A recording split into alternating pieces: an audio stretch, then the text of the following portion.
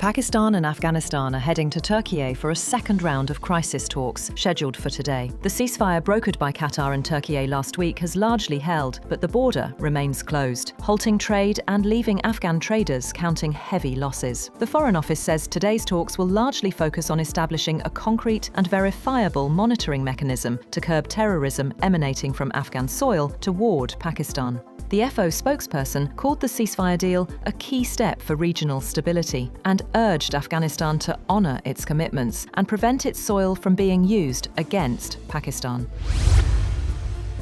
Security forces in Khyber Pakhtunkhwa's Tank district have killed 8 terrorists belonging to Fitna al-Khawarij group in an intelligence-based operation. According to the military's media wing, the operation led to a fierce exchange of fire, during which the Indian-backed militants were eliminated inside their hideout. Weapons and ammunition were seized, while a clearance operation has been initiated. The ISPR reaffirmed that the fight against terrorism will continue with full resolve.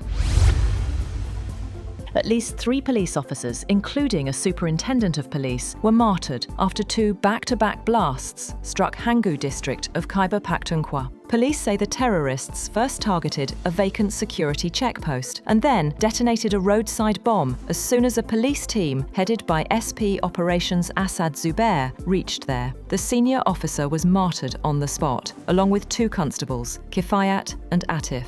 Chief Minister Sohail Afridi condemned the attack and called an urgent meeting on the province's law and order.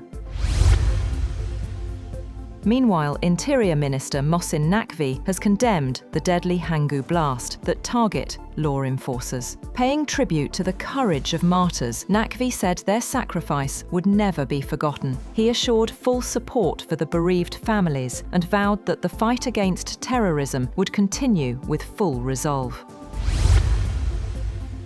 Prime Minister Shehbaz Sharif has stressed the need for stronger efforts to wipe out polio from Pakistan for good. Speaking at an event marking World Polio Day, the Premier called the persistence of polio in the country a moment of introspection. He also praised frontline workers and international partners for their courage and commitment, and said that Pakistan must rise to meet this challenge. Pakistan has reaffirmed its commitment to building a just and prosperous world as the United Nations marks 80 years since its founding. In a statement, Foreign Minister Ishaq Dar said Pakistan stands firmly with the UN in promoting peace, development and climate action, and called multilateral cooperation the key to addressing global challenges.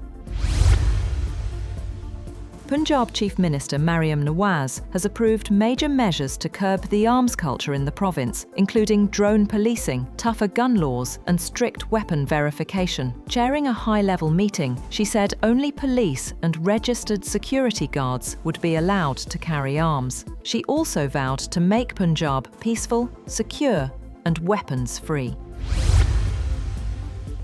And inflation in the country has increased for the 4th consecutive week. According to the Pakistan Bureau of Statistics, weekly inflation rose by 0.22%, pushing the annual rate to 5.3%. Prices of 20 essential items, including onions, sugar and tomatoes, went up, while only a few items like chicken and wheat flour became cheaper. The Bureau's report shows that sugar is now averaging 165 rupees per kilo, and tomatoes crossing 330 rupees per kilo in major cities, adding more pressure on household budgets.